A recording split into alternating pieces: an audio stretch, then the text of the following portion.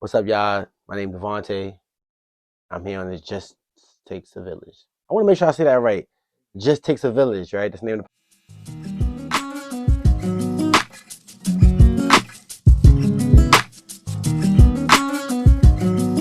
What's up, everybody? My name is Jesse, and welcome to the Jess Takes a Village podcast, where we focus on regular people who have used their education, whether it be formal, vocational, or even life experiences, to propel their lives in a positive direction. Now, ain't really got to say too much. Anybody who know me know this guy right here, and anybody who knows us know they absolutely know this was guaranteed. This was always going to happen. Anybody who been with us since 2007? 2007. Yeah, Anybody that's been with us since I feel like 2007? 2006 though, but Yeah, it feel like it too. But 826 sound familiar. yeah, 816, but yeah. listen to me. Anybody who knows this, who knows me, definitely know this man. For real. Ladies and gentlemen, I got my invisible list right here to read out your accomplishments. Stop I it. could read it now, but Stop it. I want to honestly just save it for the show. Ladies and gentlemen, to my left, my boy from way back when, the original Flatbush to Crown Heights connection. You know. We go all the way back to apartment 3B. Ladies and gentlemen, Davante Dennis, welcome to the platform. Yo, I usually dap guests after, but you know. So, as you know, this guy's been behind the scenes for a lot of my projects, whether it be school, whether it be the tutoring business that is up 1 week, down the next week, even down to the podcast. And originally, when I pitched this idea to my boy, I always say there's certain friends that, you could pitch certain things to when it comes to ideas and just have advancing in your future. The first thing he said is, do it. What's taking you so long? And I actually want to open up the podcast this way. The mentality of just doing it and getting the job done. What does that mean to you? Yo, I feel like, especially for me, I can't speak for everybody else, but I know I be overthinking a lot. Yeah. I be doing a lot of researching on things, and that prolongs what I call pulling the trigger. Right. Which is why I just tell people, just do it. So there is a thing as doing too much research. Oh yeah, I think it's called research paralysis, or it's a word for it's some word for it. You know, they're always making up some kind of sickness for it. Yeah. But I definitely suffer from it, whatever it is. I mean, I suffer from it too, because there's times when, I've called you and, obviously you're the witness to that. And we've spoken for hours and I'm just like, yo, I've been looking at this, but then I got to look at this, but then I got to check this out. And then it's like, you could fall in love with the research so much, you actually forget to complete the journey. There you go. That happens. You actually can't forget to complete the journey. So take me as far back as you can remember. Little Davante, you're in Crown Heights. Tell me what your life is like. Shoot, I didn't expect that. I've always been quiet and chill. Yeah. Pretty calm for the most part. My family's real religious, so I was late to a lot of stuff. Yeah. In terms of music, movies, things certain caliber. I was really late to those things growing up. Yeah. But I've always been quiet, chill, adventurous, curious. I ask 1,000 questions. Yeah. You know what I mean? Like I said, I'm overthinker. I like to think. I like to be 2 steps ahead. Right. I've been like that since a child. So let me ask you a question. Who you living with at this time? Oh, right now, as you growing up. Oh, who I was living? I'm living with. It's me, my mom, and my sister. Shout out mom. Shout out sister. Mom. Yeah. Shout out moms. That's a fact. I want no smoke. It was me, my mom, my sister, and then right above me on the 4th floor was my grandmother, my grandfather, and my brother Ricky. Shout out Uncle Rick, Uncle the Rick. GOAT. You know what I'm saying? Yeah. So yeah, he lived up there. It was real fun being able to go up and down the stairs between my grandmother and my mom's house and stuff like that. My mom worked a lot, so I spent a lot of time upstairs in my grandmother's house. Absolutely. And stuff. Even back when I was going to Bertram, that's when I took advantage of the free crib. You know what I mean? When I was in Bertram, but that's ain't no crib like a free crib. Absolutely. Yeah, so I always knew that you have a close bond with Uncle Rick, and you have a very close bond with your grandma. I always say, your grandmother brings like a different light out of you, because she's so like sweet and like so positive, And grandmom's is from South Carolina. Of course. Shout out South Carolina in the building. So it always strange because I kind of like dreamt this. What, this whole thing? No, but like not just for this. Alright, yeah, Because yeah, yeah. as you know, the guests will see when the video is edited and it comes out. But you guys are gonna see a picture from me and Davante, That's and like this 10 years. picture That's is over like 10 years old now, this right? picture That's bad. goes like way back, and it shows like the testament of friendship, the testament of brotherhood. Because for those who don't know, we lived in the hallway in high school. We lived in the hallway, and it's funny because Miss Panagiotopoulos, who was our business management teacher at the time, I don't even think she could have seen this. I don't even think so. Yo, the amount of people that doubted me. Y'all doubted me. Mom, you was on that list too, but y'all doubted me. But you know what I mean? Look where we at now. You know what I'm saying? That's Shout a out fact. to, what's her name? Miss Gianna Copolis? Yeah, Panagiotopoulos. Shout out to Miss Panagiotopoulos. Yeah, well, whatever her name was. But the thing about it is, I remember that day so vividly because we were already late at Franklin Avenue, and we get there. We late every day. True. And we're in the hallway, and we just talking about life. Yeah. 9th, 10th grade, we just in the hallway talking about life, and we got so caught up in the conversation that we actually forgot that we was in front of the first period class having a whole conversation there. And I remember when we walked in, she was like, "Are you gentlemen serious?" Like wilding. But I think like that shows like the bond that we had because I talk to you and it's just like time is kind of like moving still because it's like we're both like sharing life experiences and gems and different knowledges, and it's just always been that cohesiveness between me and you. And I feel like that cohesiveness back then prepared me for now. You think so? I know so. This is like it's deep rooted because I always make a habit of telling my friends how much I appreciate them. And you already know between the weekend checkups, the during the week stuff, you already know what our bond is. So I'm gonna tell you in front of the world how much I appreciate you as a person. Ain't about nothing. So let's get down to the nitty gritty. So I appreciate that. Your first job. Yeah. Why'd you start working? Why I started? Yeah. Because I was tired of my mom stressing me for bread. That's legitly it. I got to a point, I seen my brother get a job first. Yeah. And when he got a job, my mother would tell him, "Hey, you need to buy your little brother a pair of sneakers for school." I feel it. So I see my brother give me a pair of sneakers, whatever, and I'm looking at it like, oh, I wanna start making. I don't want to ask my mom for money. Absolutely. My mom used to give me $100 a month, and because she had got me Uggs one time, I had to pay the Uggs off, so it really was $75 a month. And I just remember being pissed off that I had to make that 75 stretch for 30 days, and I'm like, yo, this summer I'm gonna get a job. Even when my brother was working, when he was 14 and he first started his job, I was actually a camper at his site. Yeah. And I was telling them like, yo, next year I'm gonna be working because next year I'm gonna be 14. Yeah. And sure enough, the next year came.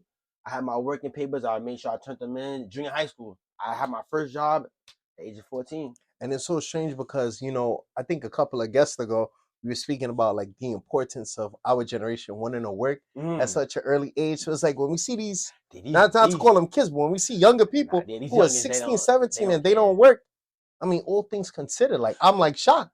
But the reason why I think this is my theory to it, I feel like it's because they grew up in the age of internet where they were able to see people that make money without working, compared to us in our generation where we kind of taught to work till you retire. After that retire, you move to Florida. Like, I just feel like that's probably why. But they definitely lack the work ethic. Yeah, and that's what I was gonna like transition into, because the work ethic is the thing to me that it speaks the loudest, Exactly. right? No matter what generation, they always say, no one generation is smarter than the other. Everything is relative.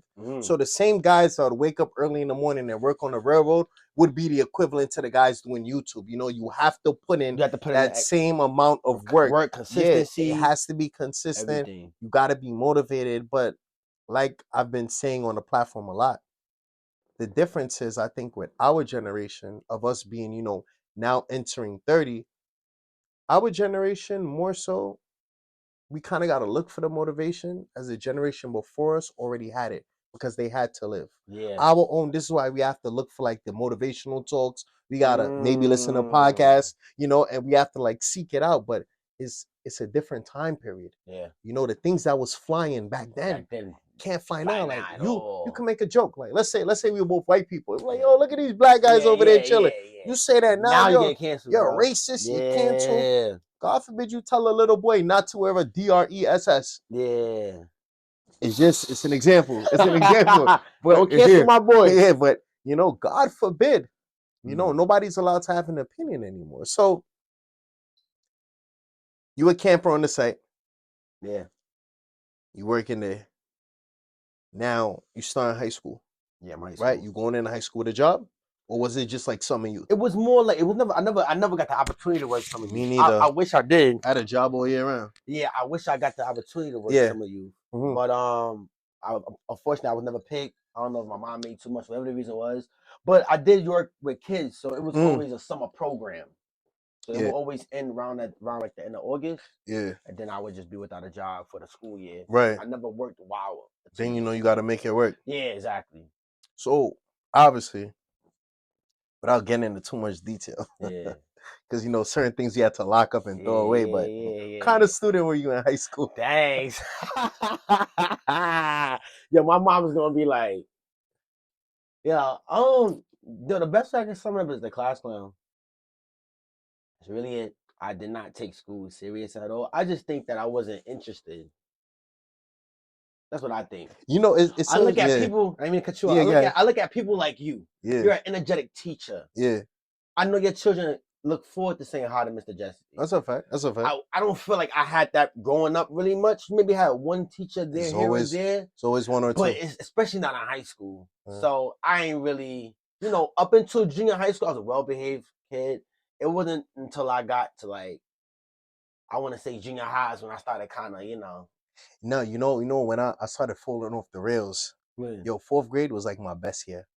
Till this year, I say fourth grade was the best. Yeah, that's not. Let me break it down, because me and my fourth grade teacher, we actually still talk to this day. And in fourth grade, you just felt the love in the room. Yeah. Like, you walk in, hi Jesse, yeah. But the difference was, like, I feel like I was appreciated for being myself.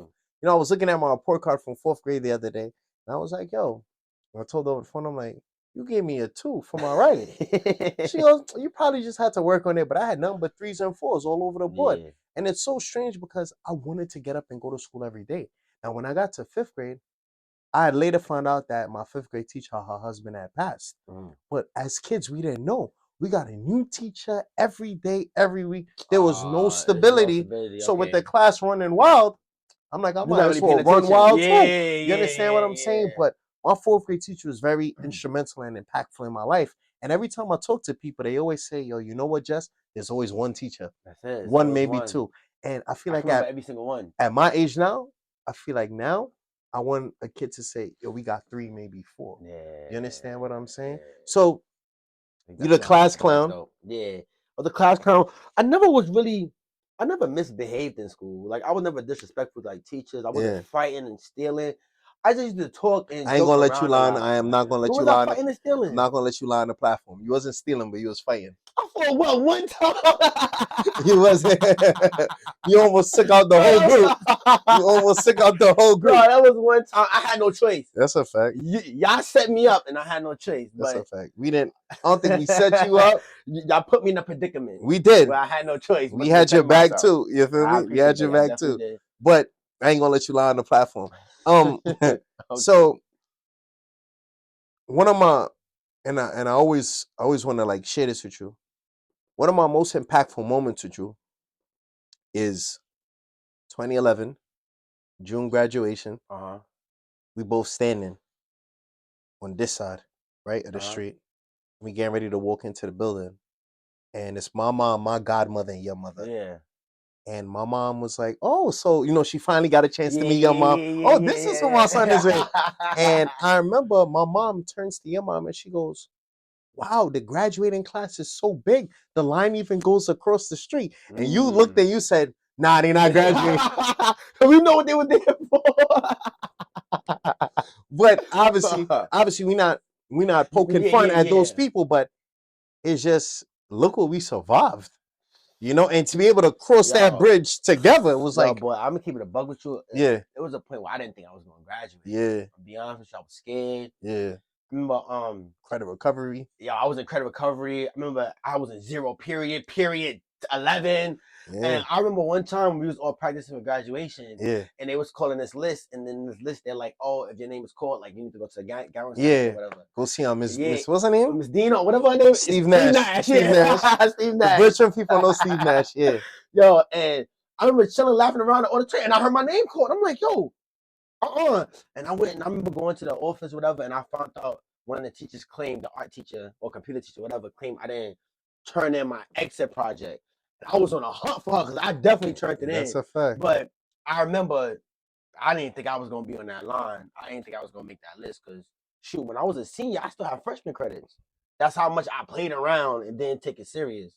To the point I had freshman credits as a senior. So that's why when you was getting all that freaking 5th period, bro, I'm here till 10. I'm here till period 9. Because you know what it is? I feel like even as raw as you're coming across and as much as you speaking your truth, I also feel like that's such an important lesson for these kids who are in high school now. Because if you come in and you start 9th grade, all you really got to do, I'm not saying you got to pass with flying colors because everybody's situation is different.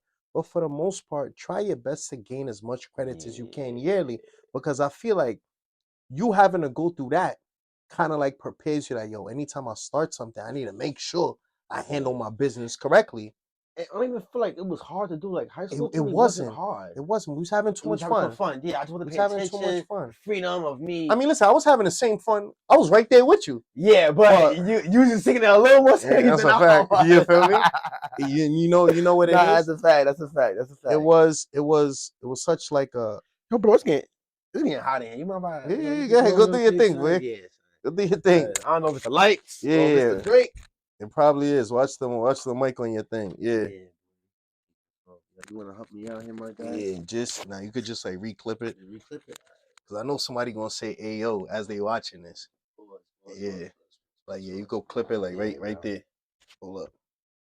Some got too much jewelry on. Alright, stop. We're gonna talk about the money just now. Yeah. Tuck your chain and toe. So don't the mic. I don't want to in the mic. No, you good. But my son took off a sweater for another sweater. That's why I was sweating, bro. I came outside thinking it was gonna be like 18 degrees. Yeah. And don't worry, he got a jacket. Yeah, he got a jacket. ain't a double sweater dude. He got a jacket. But now you get out of high school. Mm-hmm. Now for us, as young men, young black men especially, when you make it to 18, we basically 30, right? So you 18 years old. Do you opt to go to college? Do you opt to maybe learn a trade, or what's your mindset right now? Well, fresh out of high school, yeah, because remember I said my grades wasn't the best. Yeah, I didn't really apply to any colleges. Makes sense. I didn't think I was going to graduate. Right. So my mom kind of gave me the ultimatum, like, yo, you either gotta go to college or you gotta get a job or something. Right. So because I didn't know exactly what I wanted to do in college, I opted to go get a job. Everybody kept saying like, oh, don't take that year off after high school because you're not gonna go back to school if you like after high school go straight to school. But I didn't like that. Like I just been going to school for like 12 grades straight. Yo, right? Imagine if you went to pre-K. Bro, and I heard they got 5K, 4K now, 3K. Yeah. Bro, I'm like, I'm gonna take a year off. I took the year off. Just I don't want to say discover myself, but got a job. Just to keep myself moving, keep money in my pocket and stuff. But I didn't go to school, basically. So it seems like although you weren't, I'm not going to say you failed academically, you just wasn't really trying. Yeah. But although you went through that, you still had like a sense of responsibility. Yeah. I ain't want to be no bum, Out there, and I feel like that's every young dude's dream. Yeah, I ain't want to be no bum. God forbid, you got to take somebody out on a date. That costs money. I wasn't even thinking about it like that back then. I know exactly what you mean. That's what I mean. It's a bad mindset to have, but you understand? So you're at this point now where you're just getting a job to hold it down. Now, the Davante that I know at 30 is obviously very different from 18, 19. Yeah. So at what, I want to say in your 20s, when does it snap that you deserve more, you need more, you want more? All right. I don't know what age. I can't tell exactly what age I was, but I know what year it was. Okay. So that was... just do the math. Yeah, you got to do the math. That was 2016. Right. So at 2011, we 18. 2016, we 23. So around like 23, 24. Math skills crazy. Yeah, that was great because I was having a brain fart. Yeah. But around that age, like I feel like my mindset on everything just changed around that time. Yeah. I want to say, like I said, 2016 is when I feel like, in my opinion, I made the biggest transformation of my life. And what do you think that was? I think it accounts to a couple things. Number one, I discovered things that I didn't know exist, that I didn't have an opinion on. So to make a long story short, I feel like in the year 2016 is when I realized, yo, I'm a young black man. That's the best way I can put it. That's when I started gaining my appreciation for black women, black people. Like I was one of the guys that used to be like when somebody get killed by the cops, sad to say, I used to be like, oh, well, what was he doing? If he wasn't resisting, that would have never happened to him. I was one of those guys because, I was oblivious. I was blind to what was going on. And I don't like using the word woke, but that's when I became aware of what was going on around me. I mean, they changed the And the definition of woke system. now, but yeah. But that's when I noticed the system that I was in, like, oh, like, wait, something's not it going here? right. You scared me. I thought you had a realization. I actually never really show books, but you remember that one year we did the book club, me, you, Oh, Julie. and Oh, yeah, Amy. Amy. So Oh, we wow. I have didn't this even get the book. book. Yeah, I got the book. So we have a book by James I'm Foreman a bad Jr. friend, called 'cause I Locking didn't Up get the Our book. Own: Crime, Punishment, in Black America. Yeah. This was crazy. I mean, I only read the first 3 It's chapters. a must read. Yeah, It's still a must read. It's still a must read. New York Times bestseller, but Still a must read. but that's when you begin to get the self-worth Yes, and the knowledge of self. So at 23, any new living situations, any new jobs? Nah, I was still living with my mom. Right? I still was working with kids. I Right? was hating my job at the time. I didn't want to oh no, I'm lying. I was still living with mom, but I Yeah. was at the gas company Okay. by 23 already. I don't know if you want to divulge what Yeah, gas company. I work for National Grid, the gas company in New York. Absolutely. Shout out National Grid. Shout out to the grid. Yeah, I already was working there, so I was making good money, but like I was spending it stupidly. I was still, buying sneakers, buying clothes, like wasting my money doing things like that. I was still Sound kind of like lost, somebody I know. but I Yeah. still, I still definitely was in my mom's crib. Just like I said, I'm just starting to get rolling on the track. Get your bearings. Yeah, Absolutely. So you're starting to build the foundation for yourself. Mhm. Now, obviously, there's going to be someone who doesn't really want to Google what National Grid is. Yeah. Now, they hear gas company. Yeah. Just explain to people, when you first started National Grid, what exactly were you doing? So I work for, like I said, the gas company, utility, gas, natural gas. They're the reason why your boiler's hot. They're the reason why you have hot water. They're the reason why you can cook.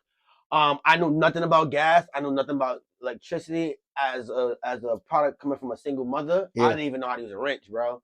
I didn't know any of that stuff. And I used to work with kids. So that was a major transition from working with kids. Yeah, 2 different fields, right? Yeah, to working with my hands now. I'm dirty. I'm in the basement with the rats. And the rats be out there. Anybody that know me know I do not rock with the rats, but the rats be out there. But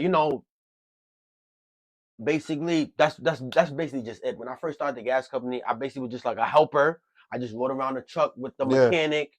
They made all the decisions. I'm just the extra help. And 9 years later, I'm the mechanic now. I'm the mechanic now with the helpers, if that makes sense. So Tom. Now, in between that, miss, how does one become a mechanic? Just to do the job training. I never went to college for it, bro. I never went to college. I would say this: working this job has taught me that people sleep on blue collar jobs. Talk about it. Vocational. I'm telling you, if I can tell you the stories of how much money people pay plumbers to get the littlest thing fixed, things that I fix for the kindness of my heart, bro. I don't do it for no tips. I do it because I don't want to see this family without heat. Plumbers charge $5,000, $23,000. Guess who's that as a plumber? So you know the vibes already. I know the vibes already. I'm telling you, people really sleep on blue collar jobs, and I really feel like that's the way to go. As long as you work outside or like in the field, as we call it, like not in a cubicle in a building, you're gonna, especially in New York City. I feel like you're gonna. But I feel like so. A lot of people, especially a lot of younger people, who are sitting there watching, they kind of stuck between whether to go the academic route, whether to just get a job to hold the fort down, or whether to get a vocational career. Now, in terms of working with your hands, it takes a special breed of human being to have to deal with customers. It's a lot of heavy lifting. It's a lot of offloading. it's a lot of just getting up early and just getting getting to the money. Yeah. But what advice could you give someone who's saying, "Yo, you know what? I want to work with my hands." Man, there's so many things out there to do. I just say do it. Start. Look up some places. Mm-hmm. Apply, even if it starts with even if they got little programs. I know they got mad So programs. many union I programs, hear so about many Lincoln construction, Tech all the Lincoln time, Tech. stuff like that. They got so many programs, but if you stick to plumbing, electrician, HVAC, bro, you will always be in business. Those are things Always. that takes thousands to run a house. Like you will always be in business. Those are things that's always needed. Not even just for a house, for schools, for government contracting, all these things. Once you have that skill, like I said, I couldn't build a whole gas line. Bro, I deal with boilers every day. I deal with water heaters every day. I deal with stoves, dryers, any gas related appliance. I actually have a basic knowledge of it. Absolutely. But I would have never knew that without this job, So you see the cat? Yeah. He's trying to make an appearance. That was my time right now, brother. But Yeah. that's what it is, because I always say, like, on my block, my pops is a plumber. My next door neighbor, big construction dude, See? Jamaican guy across the street, he's in the flooring. And I feel like it's like the holy Yo, trifecta of working with your you hands. come with this one block right here and Word. get everything The done for whole your block can crib, get everything yo. fixed, and it's just like you're the gas plug. You understand what I'm saying? Yo. I And learned a it's lot. so obviously you go into the field. Mhm. Do you just go into residential areas? So what I do is I'm a spice it up. Talk about it. I'm a natural gas first responder. So when somebody smells gas, they call. All right, yo, Dennis, number such and such. Yo, we need you. We need you for a leak. They send a job to me. I drive to the job, knock on the door. Come in. Hey, good morning. How you doing? What's up? Talk to me. Where you smell gas at? And I basically investigate gas leaks. As I say it, I save lives. That's how I put it. It be buildings blowing up now. It be Sounds houses like blowing up. essential worker to me, man. Exactly. And as much as I don't want to take that title because they ain't give me no type of hazard pay at all, so I don't want to take that title. But yes, we do save lives. I be saving lives all the time. It's been mad times that I could have shut this person. This person got a leak or this person got a problem. I could shut their gas off and they can have no hot heat or no hot water for the whole Jesus. till they get it fixed. But because I save lives and I'm that kind of guy, I'm gonna fix it. I might break a sweat. I might be here for an hour, but I'm gonna fix it because at the end of the day, I want to make sure your family have gas. It costs me nothing. I'm gonna get paid regardless. It costs me nothing to take care of the customer, make sure they good. I'm a people's person.